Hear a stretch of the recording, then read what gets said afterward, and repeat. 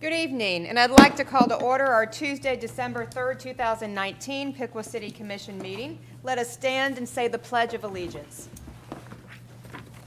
I pledge allegiance to the flag of the United States of America and to the republic for which it stands, one nation, under God, indivisible, with liberty and justice for all. Can we have our roll call, please?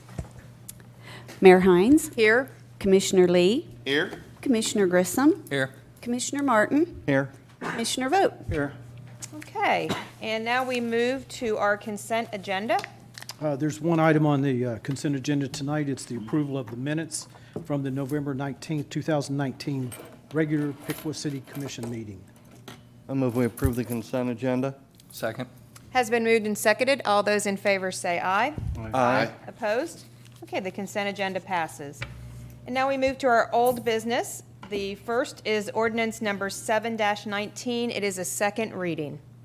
An ordinance to make appropriations for the city of Piqua, Ohio for the year 2020. Ms. Holtzapfel will provide the staff report. Thank you. We are required to pass a 2020 appropriation prior to this year end. The Commission has reviewed this in detail with departments on November 21st. Tonight stands as the second reading. Thank you. Any questions or comments from the Commission on this ordinance? Any questions or comments from the public on this ordinance? If not, this will stand as our second reading. And now we move to ordinance number 819. This is also a second reading. An ordinance repealing existing Chapter 33.04 and 33.08 and enacting a new Chapter 33.04 and 33.08 of the Piqua Code relating to employee vacation and employee insurance. Ms. Bogan will provide the staff report.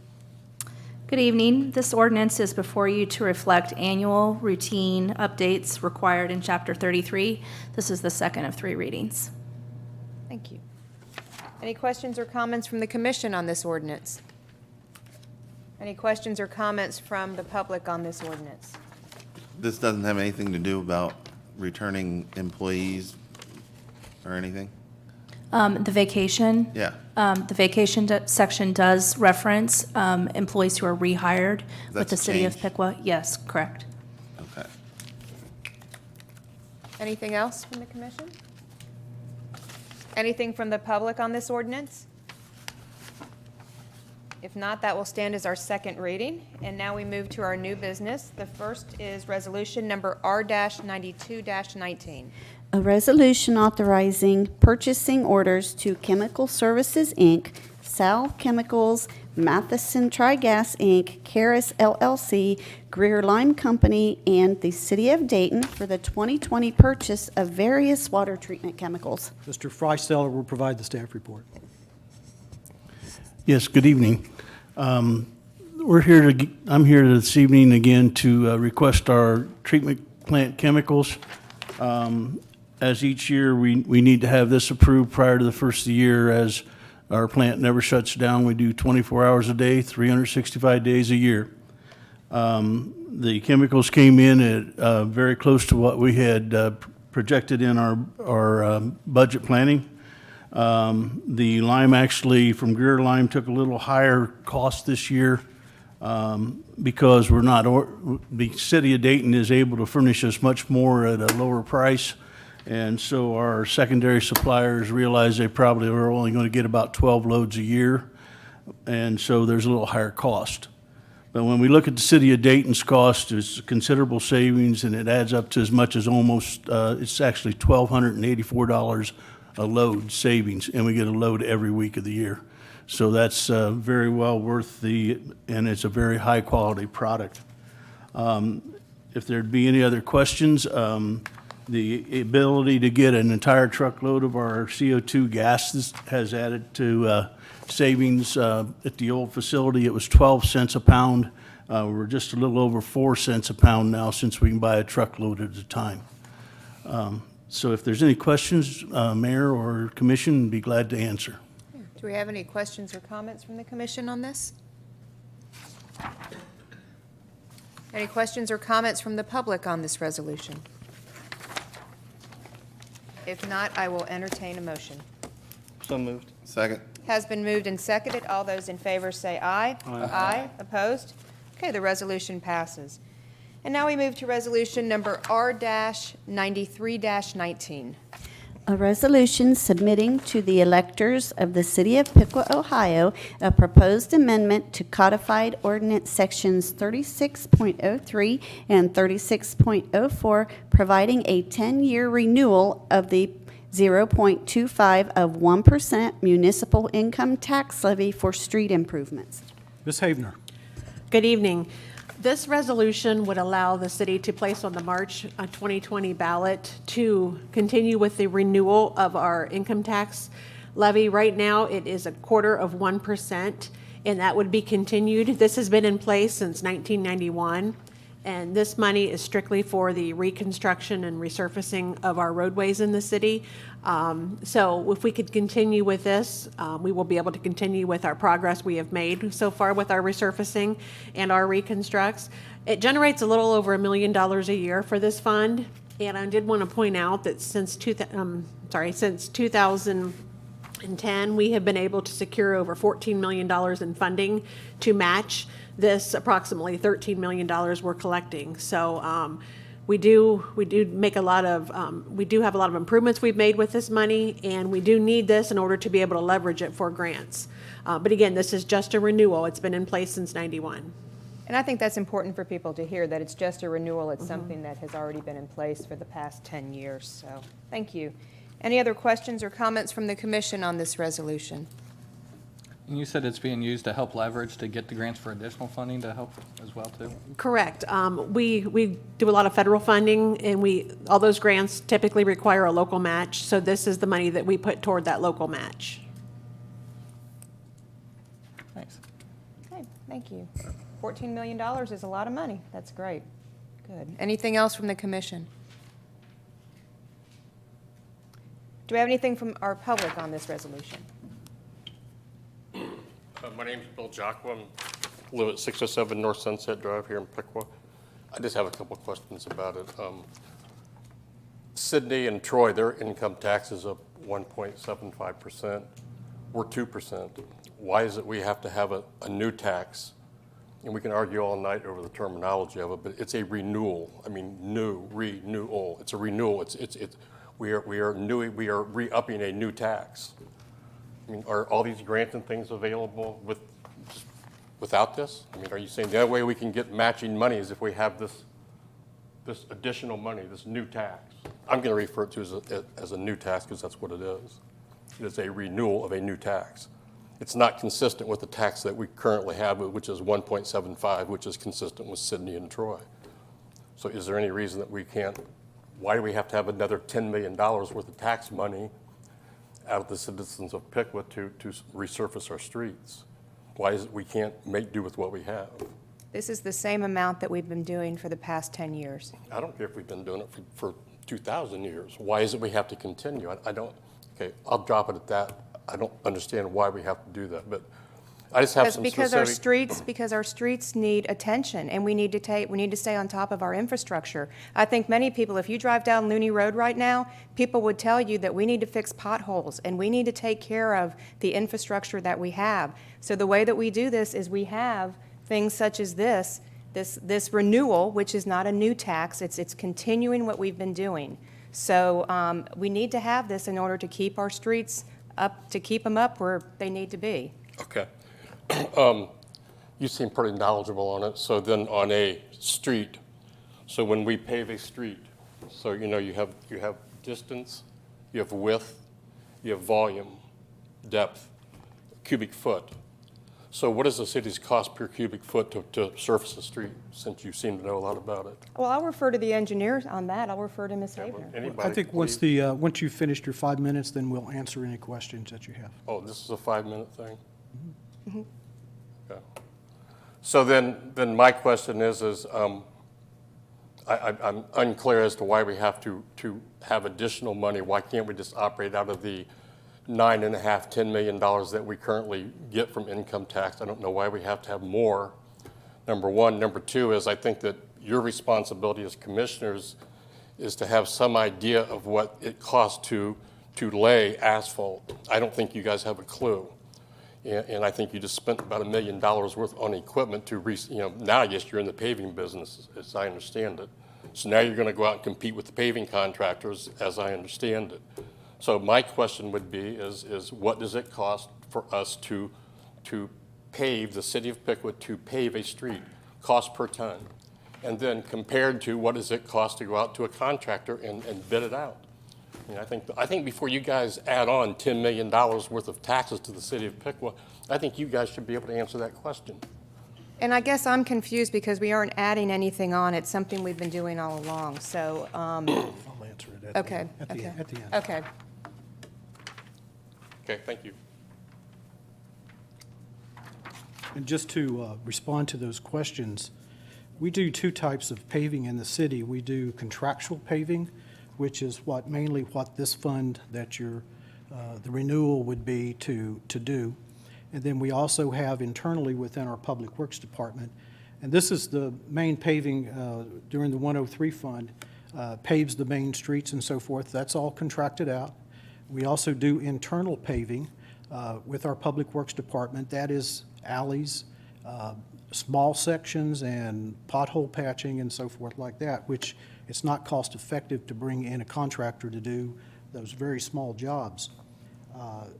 So there is a strategy on how to utilize the funds, but that money for the alleys and so forth is a different fund. So that's not the same thing. This is strictly for construction projects and so forth that we do, and the major paving that's required to do that. It's been, when it was enacted, I guess in '91, it was foreseen at that time that the funding that was just coming in from the general fund would not be able to keep up with the streets. We have over 110 miles of streets to maintain currently. So that's why that levy was enacted and why it continues to be needed to be able to keep up with the streets. That levying of the projects and so forth helps us do a lot more than what we would normally be able to do just with the funds, straight funds. So that's kind of where it is and how it works within our system. Okay, thank you. Any other questions or comments from the public? Dave Hitchings, 803 Camp Street. This has been going on since '91, this tax. Yes. Where's it going? Because the streets are a mess. It's not keeping up. You're chasing your tail on this. So it sounds to me like we need more money. I don't want more tax, No. but this tax renewal is not keeping up. And I don't understand it because the streets are a mess. Like I said, we got potholes and infrastructure that needs replaced and fixed, and it's all over the city. And there's a lot of people, complaining about it. Myself is one, and it just don't seem like it's enough. Or the money's going someplace else. I don't know. Does that money get put in a fund just for that? Mm-hmm. How many miles, or how would you say that for the past, I know that we've said before how much we have done for the year. I mean, how many, and I know, and part of it is, it's been that way for a while, and we are playing catch up. We are playing catch up, and I get calls all the time about alleys, about potholes, and different things like that. And as you can imagine, how many miles of road do we have to pave? Since the last 10 years, we've been able to pave over 117 lane miles. Now, a lane mile is 12 foot wide. So we do have a lot of streets that are very wide. Clark Avenue, County Road 25A, Looney Road. Unfortunately, those roads, obviously, to pave them, take up a lot more of the money. So, but 117 lane miles. And also in this paving, you have to put the ADA compliant handicap ramps, which also, depending on what streets we do, whether they've been done, that also has to go into factor. And I think your question is correct in your assumption that it's not enough money. It's not.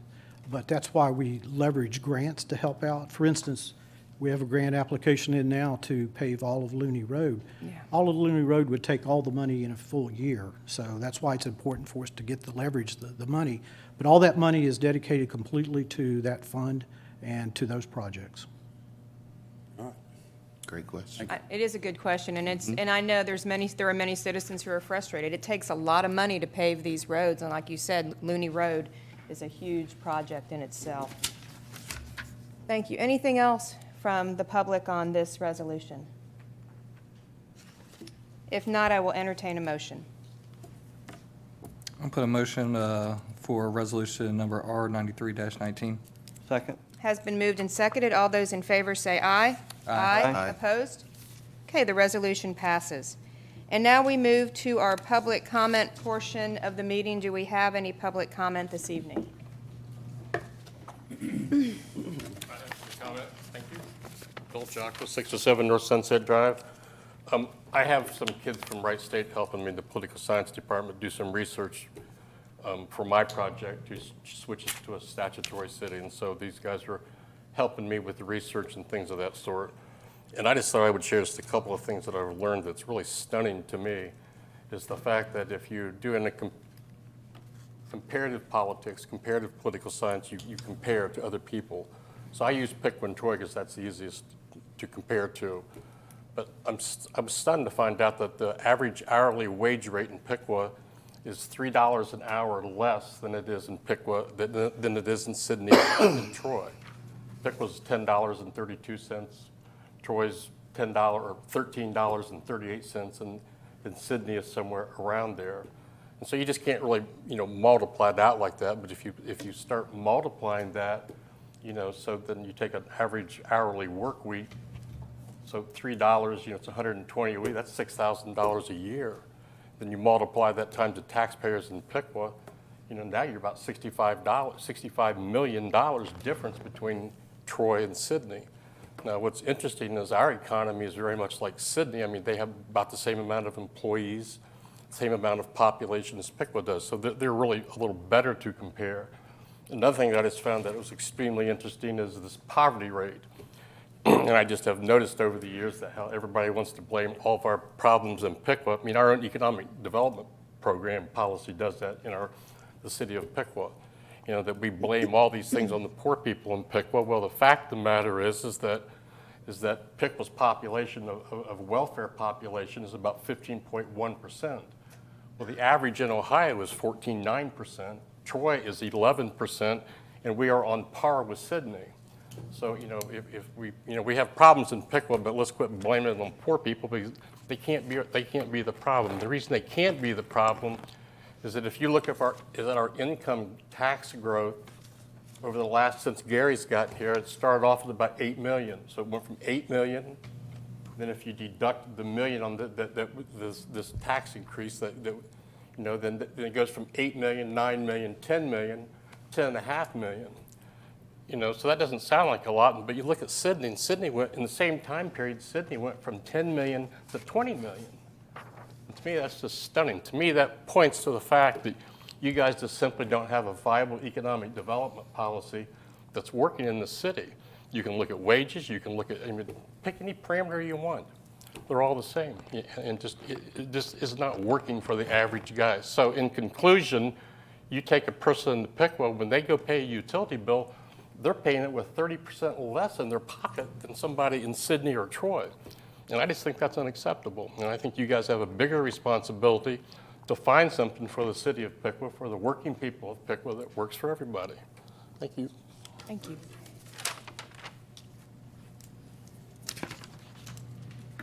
Do we have any other public comment this evening? If not, we will move to our city manager's report. I want to remind you that we have a reception scheduled for December the 17th at 4:30 for Commissioner Martin and vote. That'd be their last meeting of their terms. And so we want to have that to honor them and send them out happy on that last meeting. So the only other thing I would say is I would take exception with Mr. Jacque's comment that the city's economic development policy blames poor people. I have nothing that we have ever said blamed anyone. We've pointed out facts that there are certain percentages of single family where the head of the household is female, where we've suggested there be workforce training to help them to move up in better jobs and so forth. And those things are pointed out for that purpose. We have never blamed anyone at any socioeconomical level. He's been the only one that I've heard blame poor people. So I just want to make that perfectly clear that that's not the case whatsoever. So Just wanted to clear that up, that that's not the case in the situation, and we've never done that, and never would do that as far as any type of economic development policy that we have. Is that it? Is that your? That's all. That's it? Okay. All right, we'll move to commissioner vote. I have nothing. Okay, Commissioner Martin? I have nothing. Hi, Commissioner Lee? Actually, don't have anything. Okay, Commissioner Grissom? I don't have anything here. I just want to say be safe out there with the Yeah. holidays. You know, a lot of people with shopping and, you know, wish the best for your friends and family. It's snowing out. Just be careful. It's true. I do have a couple things to share. We had a ribbon cutting in Troy last week for the United Way, which has combined offices from Troy and Piqua for Miami County United Way. And so Commissioner Grissom and City Manager Huff and myself were there for that ribbon cutting. Also, just to remind people, we are in the holiday season. There is a lot happening here in our community, especially this coming weekend. Friday night is Christmas on the Green. Saturday is our holiday parade. Saturday afternoon, there is a concert at St. James at 3 o'clock after the parade. Saturday evening, we have our home tours down in our historic district on Caldwell. On Sunday is the cookie walk and the holiday concerts at the high school. And then Monday is the high school band concert as well. So a lot of places you can hear some really good music, Christmas music and holiday music to put you in the spirit if you're not already in the spirit. But again, a lot happening, and you know, this is an important time to remember our family. We just got off Thanksgiving holiday, and a wonderful time to gather together as family. So in the midst of the hustle and bustle that this season can have for us, let's all remember to take a deep breath and try to take time to spend with your family and friends, because it goes so quickly. And the holiday season, I think, every year just pushes us more and more and more. So I just want to encourage our citizens to get out and enjoy. The lights are up. Downtown looks wonderful. So great holiday season here in the city of Piqua. And that is all I have. If there isn't anything else, I'll take a motion to adjourn. So move. Second. All those in favor say aye. Aye. We are adjourned.